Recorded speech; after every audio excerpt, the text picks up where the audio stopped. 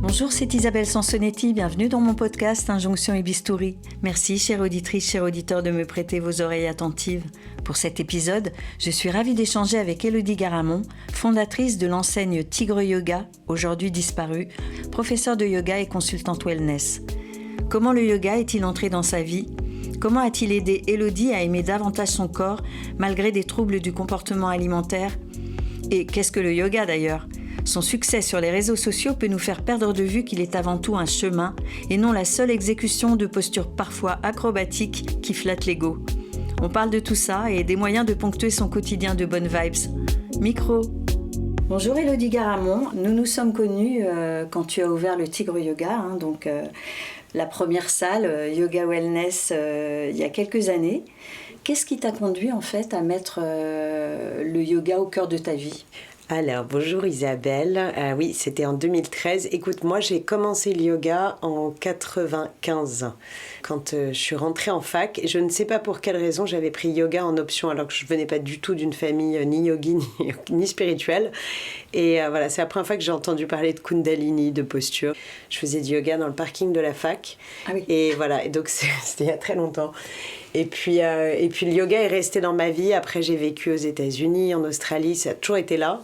Et j'ai eu pas mal de soucis avant ma grossesse, ma première grossesse, après ma première grossesse, et notamment des sujets de troubles alimentaires. Et le yoga m'a vraiment aidée, sauvée à plein de moments dans ma vie. Et puis, c'est devenu de plus en plus important pour moi. C'était presque assez addictif. Et un jour, je sais pas, j'étais dans une salle de réunion. Je travaillais pour un grand groupe de com où il y avait la réunionnite aiguë. Et je crois qu'au bout de la 7e heure de réunion, je cherchais un cours pour le soir en me disant il faut que je sauve ma journée et que je trouve un cours de yoga pour ce soir. Donc discrètement, je regardais sur mon ordi et je vois qu'il n'y avait rien. Et là, et je te jure, ça c'est vraiment... J'ai ce souvenir du déclic. Je me suis dit... mais pourquoi je monte pas ma salle ? Et c'est venu comme ça. Et au départ, j'avais un peu le fantasme de monter une petite salle de yoga pour mes copines, pour moi. Mes bureaux étaient dans le 8e et il n'y avait pas grand-chose, tu vois, dans tout l'ouest parisien. Il y avait un tout petit studio à l'époque dans le 16e où j'allais de temps en temps. Mais voilà, et l'idée est partie de là. Ah ok, mais tu viens d'évoquer les troubles alimentaires. J'ai relu ton livre Du chaos naissent les étoiles avant ce rendez-vous. Et effectivement, tu signales que tu as eu des épisodes d'anorexie. Oui, assez fortes. Et... C'est quelque chose dont j'ai eu beaucoup de mal à parler et dont j'ai eu surtout beaucoup de mal à me débarrasser. C'est vraiment une saloperie en fait. C'est très long, c'est très vicieux. Ça revient, c'est revenu souvent après, à chaque fois qu'il y avait un drame ou quelque chose de difficile à vivre, c'était une façon pour moi de me sentir mieux, de supporter ce qui était insupportable. C'était cette idée de se vidanger, vraiment de faire le vide à l'intérieur de soi, et c'était soit ça, soit le yoga, quoi. J'ai essayé de prendre plutôt le yoga. Oui, mais le yoga t'a aidé. Le yoga m'a aidé. Et d'ailleurs, je pense que c'est ce qui m'a aidé aussi à réguler même si j'ai mis beaucoup de temps à en sortir. J'ai quand même réussi à m'en sortir déjà, tu vois, et puis surtout à reprendre contact avec le corps, parce que les troubles alimentaires, l'anorexie, on dit que c'est une petite mort, c'est une façon de se faire disparaître, et en yoga tu réhabites ton corps, alors que dans l'anorexie tu sors de ton corps, tu le vides complètement. Donc je pense que c'est ce qui m'a fait réapprendre à être dans mon corps. Et après, tu sais, toutes les personnes qui l'ont vécu le savent, c'est que tu l'abîmes. Il y a quand même quelques trucs qui sont irrémédiables derrière. Donc tu lui fais du mal et il y a des séquelles. Et le yoga, petit à petit, répare tout ça.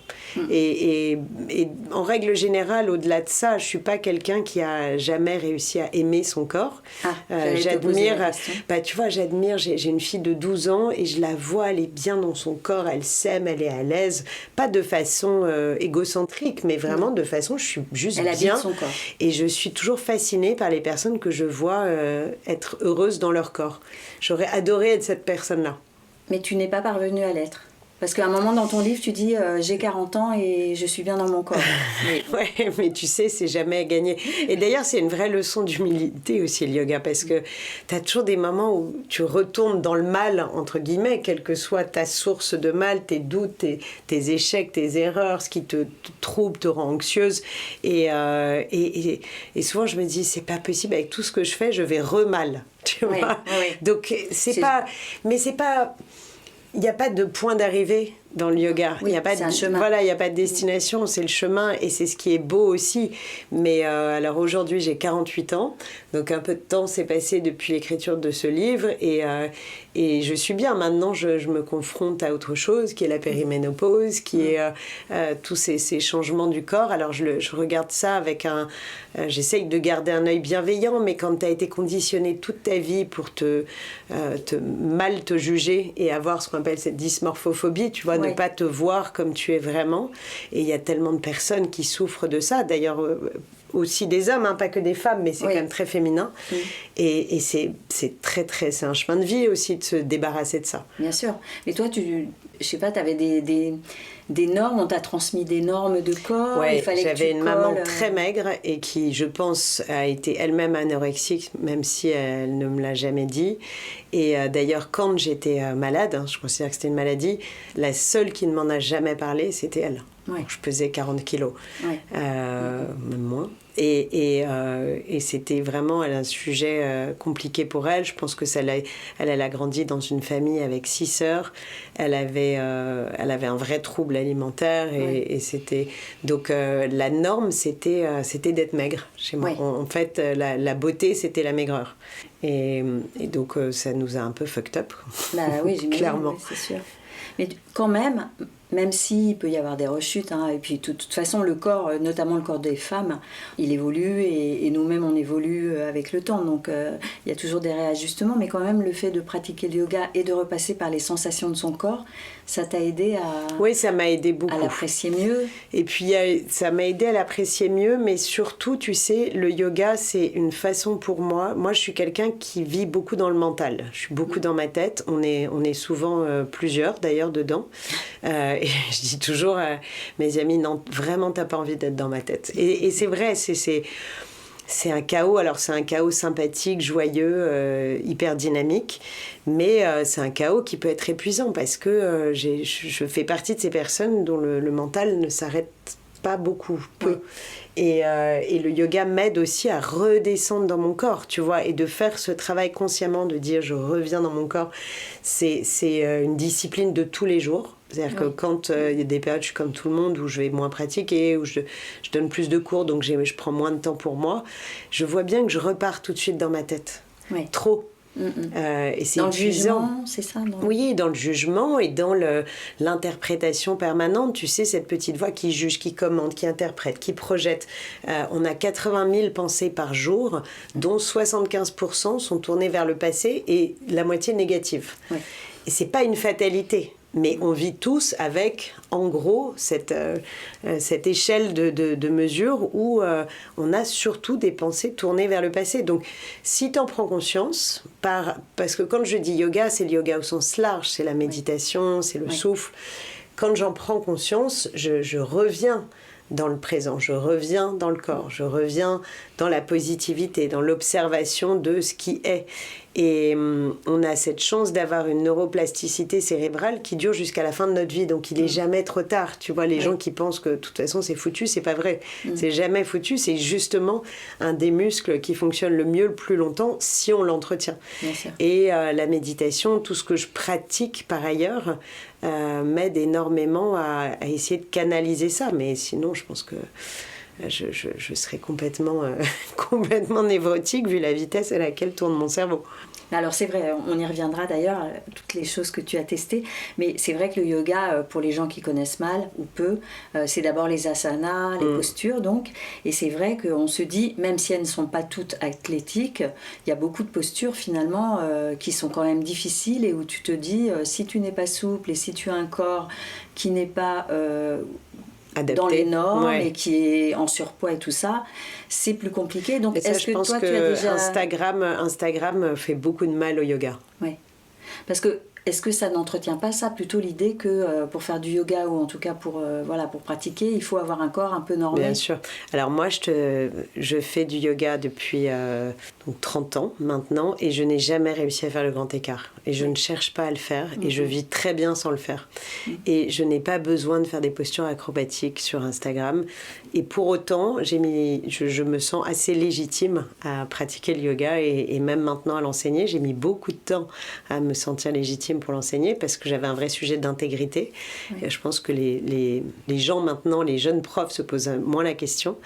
Mais il y a 20 ans, pour se former, c'était des années de formation avant d'oser donner ton premier cours. Moi, je crois que j'ai donné mon premier cours au bout de 20 ans de pratique. Oui, là maintenant il y a des week-ends de formation. Enfin, oui, maintenant on peut se former en 3 jours en ligne et sans apprendre à regarder un corps, à le comprendre, à l'observer. Et je pense qu'en plus, comme le mien a été toujours un sujet pour moi, j'observe d'autant mieux le corps de mes élèves. Oui. Et je vais d'autant mieux les accompagner pour les placer, les aligner, les positionner. Et moi, j'ai été formée, alors j'ai fait pas mal de formations, mais le prof qui a été vraiment le pivot de ma vie de yogini, c'est un enseignant qui s'appelle Patrick Frappeau et qui disait souvent, si le corps est bien aligné, on n'a pas besoin de force.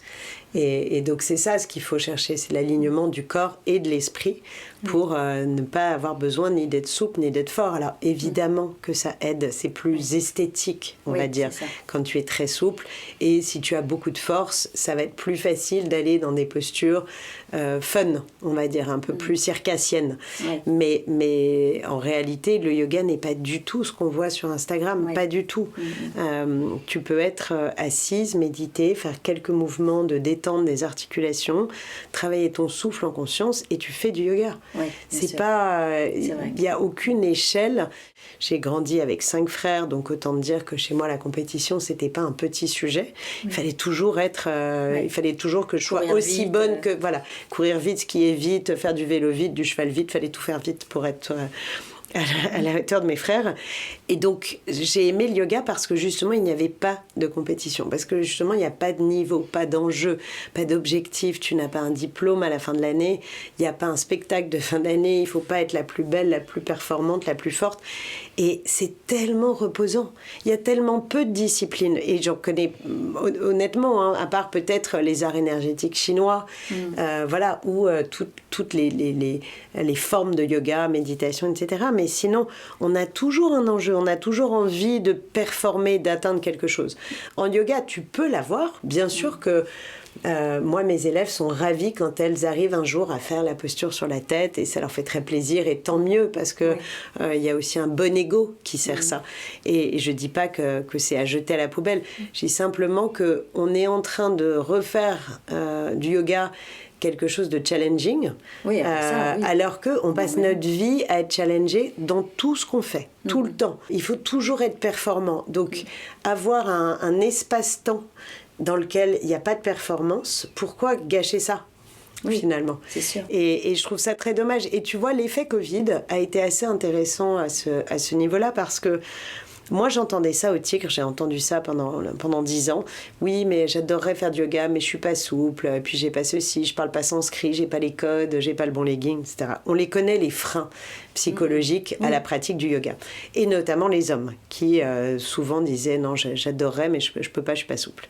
Ce qui s'est passé pendant le Covid, c'est qu'il y a eu une offre pléthorique de cours en ligne sur Instagram, il y en avait partout, de tous les pays, de toutes les formes de yoga, et c'était formidable. Et comme les gens n'avaient plus le regard des autres sur eux et autour d'eux, forcément, ils ont arrêté de se juger eux-mêmes, ils ont arrêté de se regarder eux-mêmes, ils ont pratiqué seuls dans leur chambre, dans leur salon, face à leur écran, ils coupaient leur caméra. Et donc, ils ont découvert le yoga. Et c'est pour ça qu'on est passé à 10 millions de pratiquants de yoga, mais le Covid a été vraiment un facteur démultiplicateur en ce sens où il a fait sauter les barrières psychologiques. Donc maintenant, quand on revient en salle, il y a moins cette idée de performance, ou en tout cas, après chacun y met ce qu'il veut. Oui, après, tu sais, c'est comme dans toutes les disciplines, on y va, et puis après on passe à autre chose, et puis on revient. Mais je pense que le yoga, quand on l'a, on peut l'avoir pour la vie. Oui.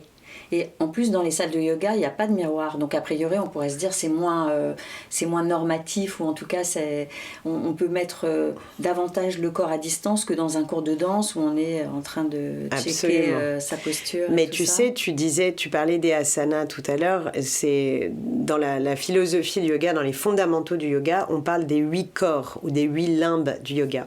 Et les asanas, donc les postures, pour ceux qui ne connaissent pas le terme sanskrit, c'est seulement un des 8 piliers du yoga. Et dans les 8 piliers, il y a les règles de vie, les règles d'hygiène vis-à-vis de soi, les règles d'hygiène vis-à-vis des autres. Il y a la respiration, le pranayama, et il y a entre autres ce qu'on appelle pratyahara. Et pratyahara, c'est le retrait des sens, dans l'idée de s'extraire de l'extérieur pour tourner ses sens vers l'intérieur. Comme si on rentrait dans sa pièce intérieure, dans sa petite chambre, et que tout d'un coup, au lieu de regarder tout ce qui se passe dans le reste de la maison, on vient simplement observer la température, la couleur, la douceur, l'atmosphère de sa pièce à soi. Et c'est ça, cette invitation. Donc oui, il n'y a pas de miroir, notamment pour pas avoir cette tentation. Il y a vraiment cette idée de regarder à l'intérieur de soi. Et donc, à l'intérieur, tout est beau, a priori. Oui. Enfin, sauf quand t'es pas très bien. Il n'y a pas de cellulite, il n'y a pas de poils, il n'y a pas de, problème de leggings mal ajustés. C'est beaucoup sur le plan esthétique, oui, c'est beau. Ben oui, mais c'est beau et c'est agréable dedans. Et en même temps, ce que tu dis là, ce que tu viens de décrire, effectivement, c'est que le yoga, c'est d'abord un chemin sur lequel chacun peut s'engager à son rythme, en fonction de lui-même et tout ça, et qui surtout invite à vivre l'instant présent. Et du coup, quand tu repasses par ton corps, l'intérieur de ton corps, comme tu viens de dire, tu es moins dans le jugement de à quoi il ressemble, et tu es moins dans la comparaison. Oui, exactement. Ton corps, il ne sait vivre qu'au présent. Tes fonctions vitales, ton système digestif, tes poumons, ton cœur, tes yeux vivent au présent. Donc quand tu vis dedans, quand tu réhabites ton corps, tu n'es plus dans ces projections. Dans le passé permanent, dans la négativité, ou dans le futur qui n'est pas encore arrivé et on angoisse déjà. Oui. Le passé qui n'est plus et on se refait les histoires, tu sais, ces histoires de bargaining, de marchandage avec soi-même, où on renégocie le passé en permanence. Le corps, il fait pas ça. Donc si tu reviens dedans, tu es au présent. Oui. On a évoqué le miroir tout à l'heure. Toi, le rapport au miroir ? Écoute, il a toujours été compliqué, vraiment. J'ai fui le miroir pendant beaucoup d'années. Alors, je vais te raconter une anecdote, c'est que la semaine dernière, j'étais avec des amis yogis à la maison et mes enfants étaient là et ces amis reparlaient de l'époque du tigre et de à quel point c'était génial.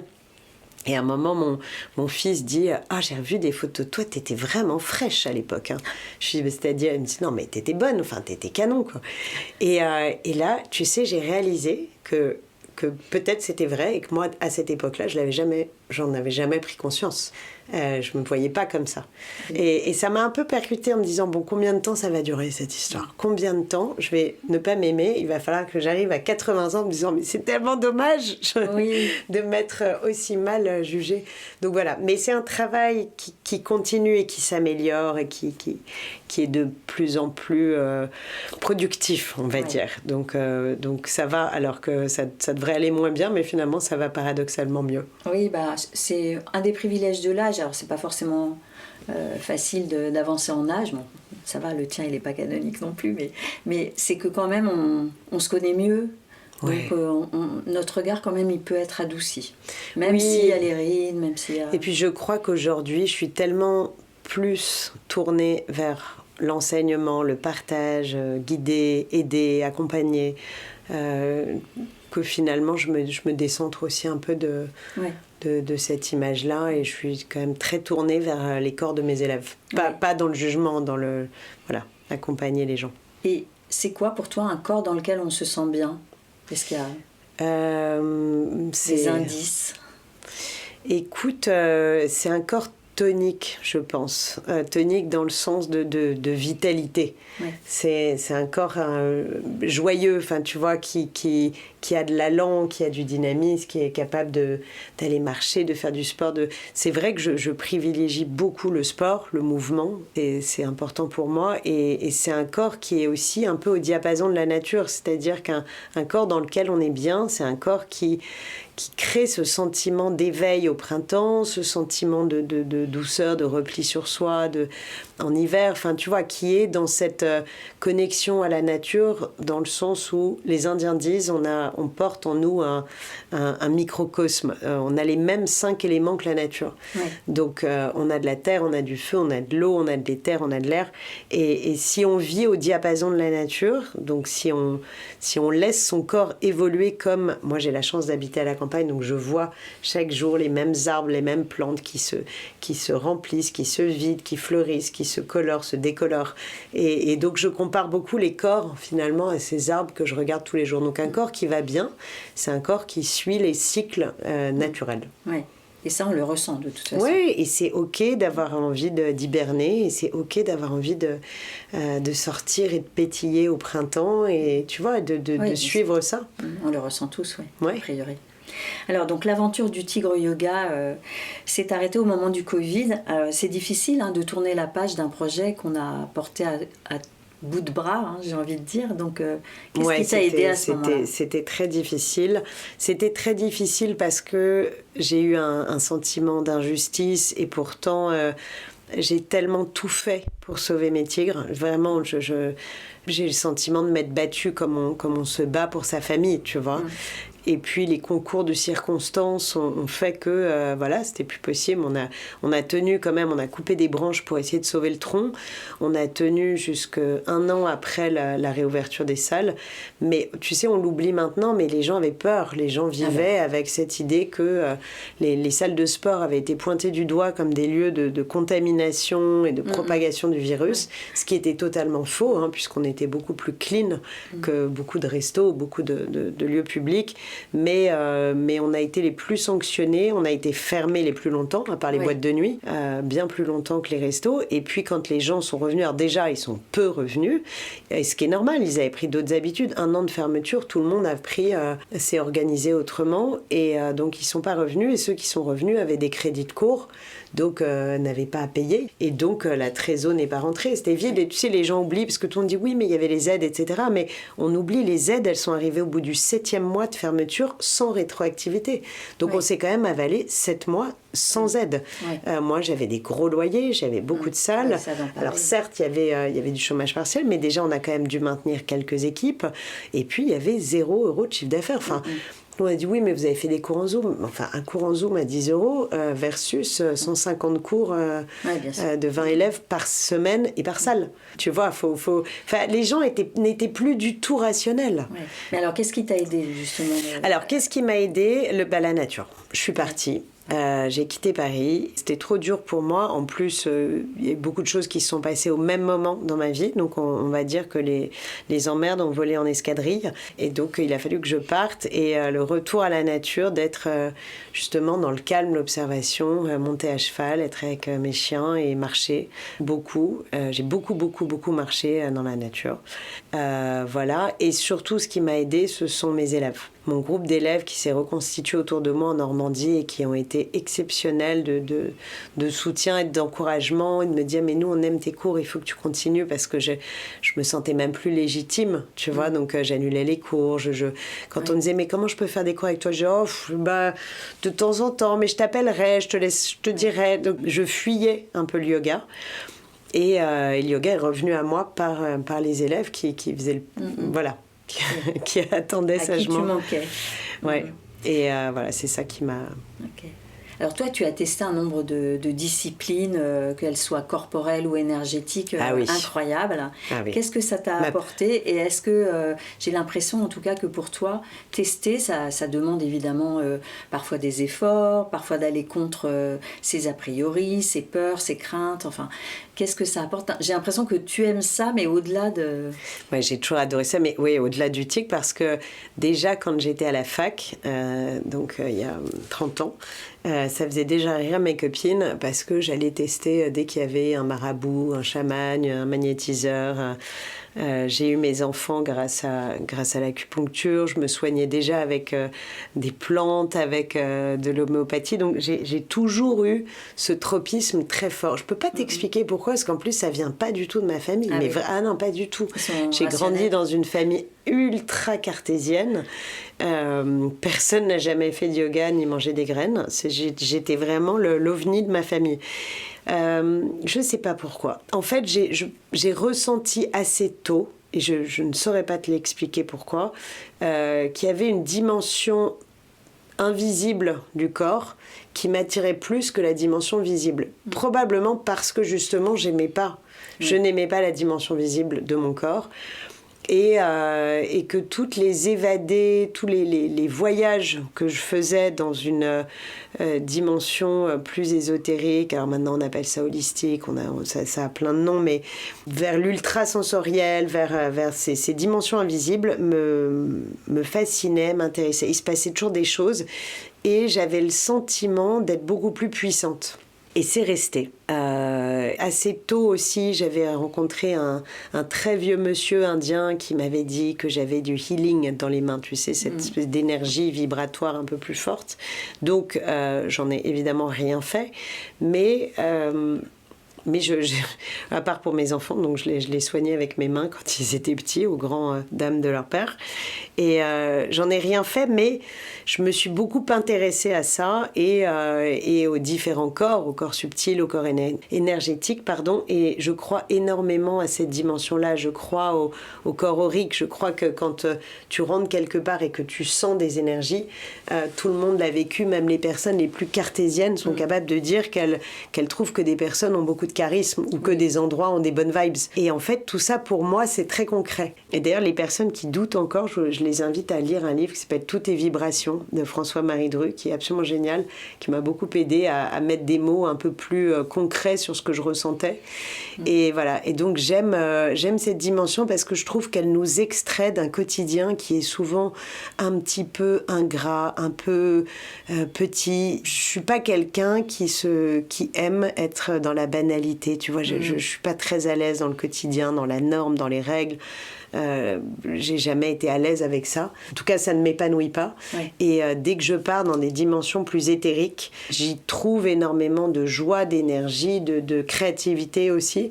Et j'ai l'impression que tout ce que j'ai fait dans ma vie, de bien ou de pas bien d'ailleurs, mais en tout cas de bien, est toujours venu d'être allé chercher dans ces dimensions plus spirituelles. Oui. Alors, j'ose pas utiliser le mot parce que, pareil, il est très galvaudé. Mais en tout cas, dans ces dimensions plus invisibles, c'est toujours là que ça s'est... Dans ces champs-là que ça s'est passé. Oui, ça apporte du rêve aussi, peut-être. Du rêve. Oui, une autre dimension que je trouve plus intéressante que la dimension du quotidien qui m'emmerde. Voilà, je suis très mauvaise avec tout ce qui est... Donc c'est ponctuellement que tu retournes ce qui est dans la matière. Très souvent. Oui, même beaucoup tout le temps en fait. Ouais. Je vis un pied dedans, un pied dehors. Mais après, j'en ai pas fait quelque chose de... je fais pas de prosélytisme sur ça. Tu vois, si on m'interroge, je le partage. Oui, et évidemment que tous mes amis ou toutes connaissances qui ont besoin d'un magnétiseur, de ceci, qui ont un problème d'énergie, vont m'appeler pour me dire « T'as pas quelqu'un ? Parce que là j'ai ci, là j'ai ça. » Donc je suis devenue l'annuaire numéro 1 des énergéticiens et magnétiseurs. Mais sinon, pour toi, au quotidien, pour te sentir bien, c'est la respiration, la méditation. Alors, je pratique tous les matins. Oui, absolument. Alors, déjà, j'ai une pratique quotidienne. Je pratique tous les matins entre 30 minutes et 1 heure quand j'ai plus de temps. Et donc, voilà, j'ai cette pratique quotidienne.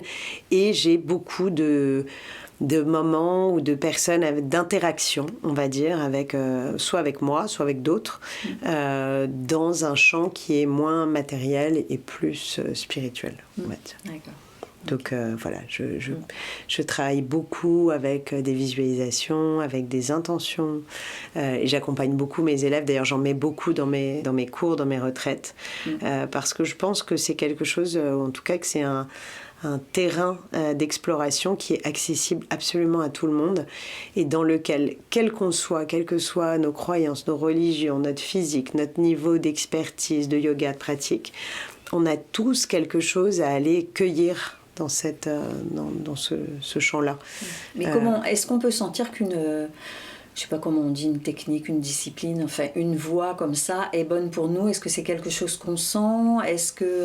Alors, si tu es quelqu'un qui vit complètement en dehors de ton corps, qui est complètement passager clandestin de ton corps, à part pour le rendre beau, bien habillé, esthétique, je parle de l'intérieur du corps, c'est moins facile à sentir que si régulièrement, par le sport, et quel que soit le sport, je cherche pas à pousser particulièrement le yoga, enfin un peu, mais je pense que n'importe quelle personne qui pratique régulièrement une activité physique, sportive, ou qui marche dans la nature, ou qui monte à cheval, ou qui met son corps en mouvement et qui a besoin de comprendre et de ressentir ce qui se passe dans son corps, a forcément ces connecteurs, tu vois, et donc va être à même de sentir ce qui lui fait du bien, ce qui agit, n'agit pas. Et en fait, tout est vibration, tout est fréquence même. On le sait tous. Entre toi et moi, là, il y a une fréquence qui passe. Et même si tu as les yeux fermés, tu vas sentir si je m'approche de toi. Oui, on n'a pas besoin d'être mentaliste pour le savoir. Et finalement, soit... on a envie, on s'intéresse à ça et on a envie de ressentir ces fréquences et comment elles agissent sur nous, pourquoi certaines lumières, certains sons, certaines couleurs vont nous mettre dans un meilleur état, un meilleur mood, ou au contraire plus introspectif, plus extraverti, etc. Donc tout ça sont que des fréquences. Soit on s'intéresse à ça et on peut tous l'explorer, soit ça nous passe complètement à côté et c'est OK. Et on peut vivre sans, j'ai envie de te dire. Et je connais beaucoup de gens qui vivent sans se poser ces questions-là. Mais en tout cas, ce que je veux dire, c'est que c'est accessible à tout le monde. Oui. Alors, toi, tu as rebondi après le Tigre Yoga et tu es devenue consultante wellness. Qu'est-ce que c'est pour toi le wellness? Parce qu'on est d'accord, c'est un mot aussi, ça aussi, c'est un mot valise, oui. Voilà, valise, marketé. On pourrait faire la liste des mots valises. Conscience, bienveillance. Oui. Écoute, le wellness, c'est toutes les techniques, produits, services qui permettent à des personnes de se sentir mieux, soit par une activité physique, soit par des compléments alimentaires, soit par des techniques de ce qu'on appelle l'inner beauty, la beauté intérieure, la cosmétique. C'est un champ qui est très très large, le wellness aujourd'hui. Moi, je l'attache beaucoup aux piliers de l'épigénétique. Tu sais, aujourd'hui, les neurosciences on sait qu'on peut modifier une partie de notre ADN, de notre génome, on disait jusqu'à 80%. Et la semaine dernière, dans une étude sur la longévité, j'ai lu qu'en fait, ce serait peut-être moins que ça. Mais en tout cas, à travers 5 piliers, rien. Donc 70% de qui on est ne serait pas une fatalité. Donc ce n'est pas une fatalité d'être malade. Et ces 5 piliers sont l'alimentation, le sommeil, le mouvement, le stress oxydatif et l'environnement. Et donc pour moi, le wellness, c'est se sentir bien grâce à ces 5 piliers, c'est-à-dire réduire son stress, améliorer son alimentation, améliorer son hygiène de vie, améliorer sa capacité de mouvement, améliorer ses qualités de sommeil et finalement tout ce qui rentre dedans, je crois, pourrait sémantiquement s'assimiler à du wellness. Ce qui s'est passé après la fermeture du Tigre, c'est que des personnes m'ont appelé pour me demander des conseils sur des programmes pour une salle de sport, puis des conseils pour ouvrir un nouveau concept de sport santé pour les personnes âgées. Donc j'ai participé à la création de ce projet sur plein de sujets. Après, j'ai créé des contenus pour Morphée-Flow qui lançait donc ce boîtier déconnecté de cours audio. Donc j'ai créé des contenus, j'ai monté l'équipe. Et petit à petit, en fait, il y avait plein de personnes qui me disaient « Ah bah tiens, tu peux m'aider sur ci, tu peux m'aider sur ça ». Et j'ai pas cherché à me créer une carte de visite de consultante, ça s'est fait comme ça. Tout cet univers me plaisait et comme je suis quelqu'un de très enthousiaste par nature, je dis toujours oui et après je gère. Et donc voilà, donc là je crée des spas pour un groupe hôtelier marocain, j'accompagne une marque de compléments alimentaires dédiée à la longévité, une marque anglaise qui s'installe en France. Voilà, et puis en parallèle, je travaille beaucoup avec mon frère qui a un très beau groupe hôtelier qui s'appelle Chapitre 6 et je l'aide pas mal sur tous les sujets d'expérience, de wellness, les spas, les événements, la marque. Et c'est, voilà, l'hospitality est un univers que j'aime beaucoup. Et nous avons monté avec mon frère une petite maison d'hôtes dans notre village que je t'invite à découvrir, qui s'appelle Maison Mouche à Beaumont-en-Auge, voilà, où je n'ai pas pu m'empêcher de faire une petite salle de yoga dans le sous-sol. J'ai vu qu'il y avait un sous-sol. J'ai fait la plus petite salle de yoga, j'ai jamais eu. On peut mettre 7 tapis, mais je l'adore. C'était très réparateur. Tu vois, tu demandais tout à l'heure ce qui m'avait aidé. Je crois que ce projet de maison d'hôtes et faire cette petite salle, ça fait partie de ce qui m'a aidé à me guérir. Je ne sais pas si je suis guérie complètement, mais en tout cas à me remettre du tigre. Et voilà, et je continue évidemment mes cours et beaucoup de retraites. Donc voilà, tout ça fait un grand chapeau wellness. D'accord. Et tu as évoqué la longévité. Alors c'est vraiment là aussi, c'est le dernier... Ah oui, le grand sujet. Mais c'est un sujet qui me passionne. C'est passionnant. Après, on se dit, est-ce que ça ne va pas nous... servir d'autres injonctions, le fait de se dire oui, il faut absolument que je fasse ci pour vivre longtemps. Alors tu sais, on ne dit pas dans la longévité, ce que j'entends beaucoup et ce que je lis beaucoup, c'est que l'idée n'est pas de vivre plus longtemps, l'idée est de vivre mieux. Oui. Donc il y a une idée il y a une idée de vitalité, voilà, de conserver sa vitalité beaucoup plus longtemps. Voilà. Si c'est vivre 10 ans de plus grabataire, je ne suis pas sûre que ça fasse rêver tout le monde. Non. Mais le sujet de la longévité me passionne et on le rapproche de plus en plus du sujet du système nerveux, qui est quelque chose sur lequel je me suis beaucoup penchée parce qu'on travaille beaucoup ça en yoga, et le système vagal et que je pense qu'aujourd'hui, la santé de demain, tu vois, je parlais des piliers de l'épigénétique, c'est très lié à ça. Hein. Et la santé de demain, elle passe par la santé de son système nerveux. Et dans les conditions dans lesquelles vivent beaucoup de gens, et c'est pas forcément une question sociale ou une question financière, c'est simplement des questions de rythme de vie et d'être en permanence sous pression dans une suractivité qui fait que ton système nerveux, alors c'est très résumé ce que je vais te dire, mais ton système nerveux central et des systèmes nerveux périphériques, et il y a notamment le sympathique et le parasympathique. Et le sympathique, c'est ton mode d'action, ton mode volontaire qui fait qu'on avance, on agit, on répond à ses mails, à ses trucs. Et le système parasympathique, c'est le système qui va diriger l'automatique, c'est-à-dire la digestion, les bâillements, le sommeil. C'est là où le corps se régénère. Sauf qu'on est tout le temps, de plus en plus, sur le sympathique. Et on l'épuise, notre système nerveux, parce qu'on est en permanence sollicité. Et le fait de ne plus être capable de s'ennuyer, par exemple, de juste regarder par la fenêtre. Tu sais, je prends souvent le train, puisque j'habite à la campagne. Ça. Et moi, j'adore le train et j'adore regarder par la fenêtre et me laisser bercer, regarder les paysages. Mais quand je suis dans le train ou dans le métro, j'observe que les gens sont tous sur leurs écrans.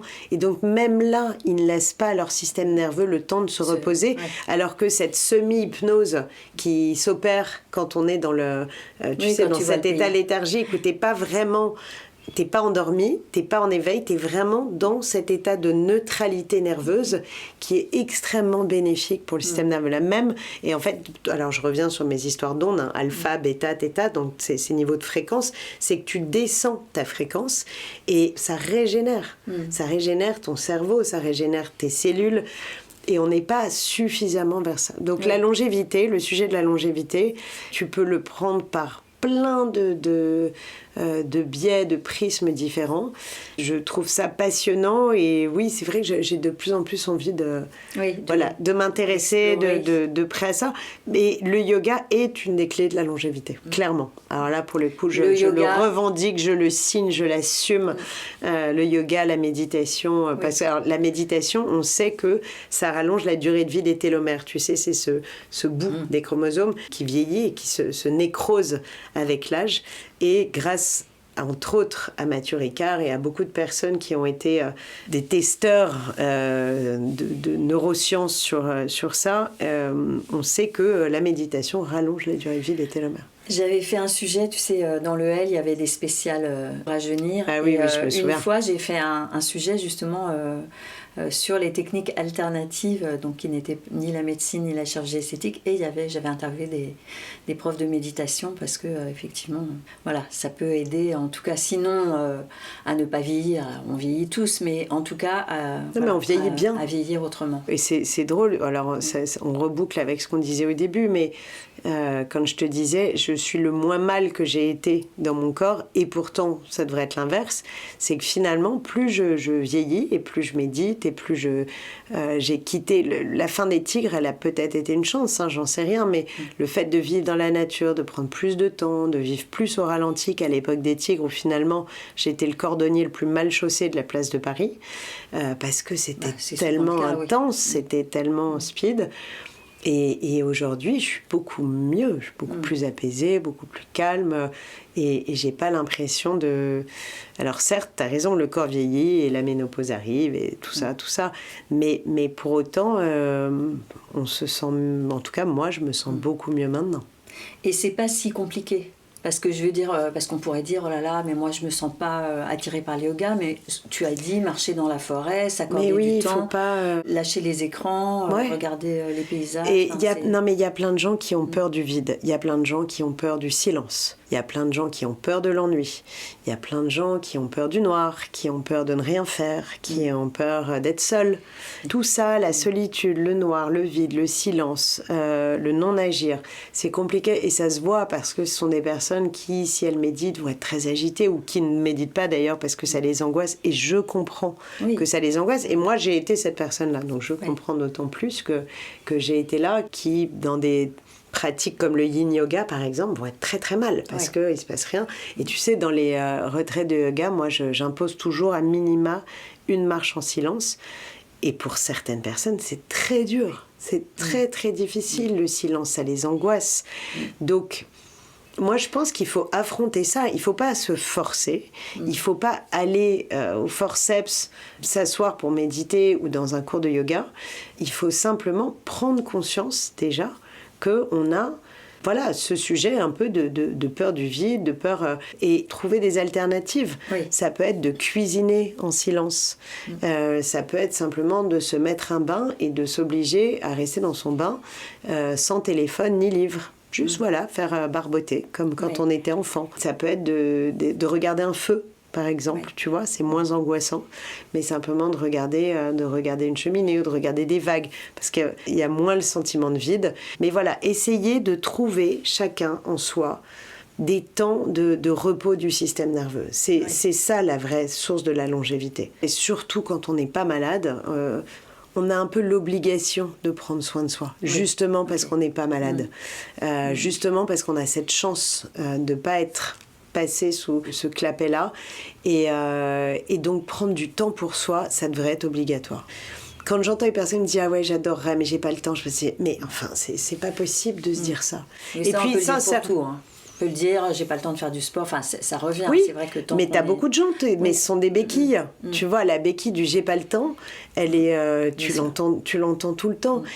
Et c'est pas ok.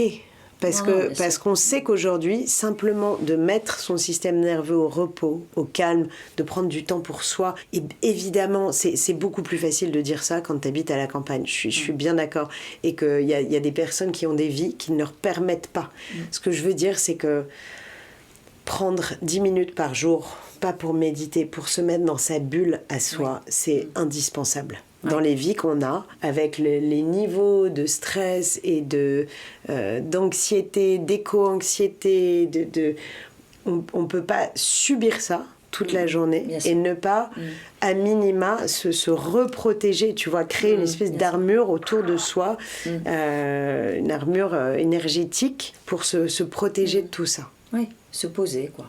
On est dans Injonction et Bistouri, donc tu n'échappes pas à la question. Est-ce que tu as déjà eu recours à la médecine ou à la chirurgie esthétique ou envisagé d'y avoir recours ? J'ai refait faire mes seins parce qu'ayant allaité, j'avais 2 tout petits bouts de peau. Et c'était vraiment, je pouvais, que ce soit t-shirt, chemise, je pouvais plus rien porter, donc j'assume très bien de l'avoir fait. Et j'ai fait une fois du botox sur ma ride du lion que je tiens fièrement de ma grand-mère, de mon père. On a tous cette grosse ride du lion, et mes enfants il y a 2 ans me disaient toujours mais maman t'as l'air contrariée, et ils répétaient ça souvent. Et en fait un jour c'est mes copines qui m'ont dit non mais c'est à cause de ta ride du lion. Et donc voilà, j'ai fait mon premier botox l'année dernière je crois, pour combler cette ride du lion.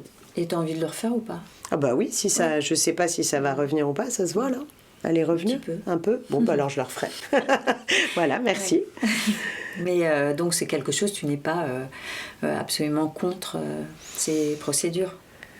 Je suis Parce pas... qu'on pourrait dire yoga, donc non, yoga. je suis pas. Écoute, moi, ça m'a fait du bien de refaire mes seins parce que voilà, j'assumais pas d'avoir cette féminité abîmée me gênait. Je pense que c'est tellement dur de se sentir bien dans son corps, même quand on fait du yoga, que je vais surtout pas juger celles et ceux qui ont besoin d'autre chose pour se sentir bien.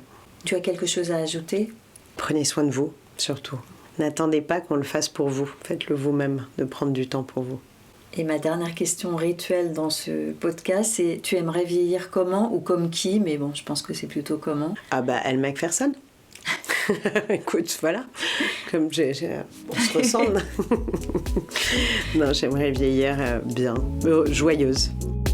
Merci beaucoup, Élodie, d'avoir partagé avec nous ta passion et ta philosophie de vie. Chère auditrice, chers auditeurs, j'espère que vous avez apprécié cet épisode et que vous le partagerez autour de vous. Si vous aussi, le yoga, ou toute autre discipline d'ailleurs, vous aide à être mieux dans votre corps et dans votre âge, j'attends votre commentaire ou toute autre remarque sur mon compte Instagram, Injonction et Bistouri. N'oubliez pas bien sûr de vous abonner, de mettre 5 étoiles sur votre plateforme préférée. C'est précieux pour augmenter la visibilité et les écoutes de ce podcast indépendant. Allez, je vous laisse. Prenez soin de vous et à vos écouteurs dans quelques semaines pour un nouvel épisode sans retouche.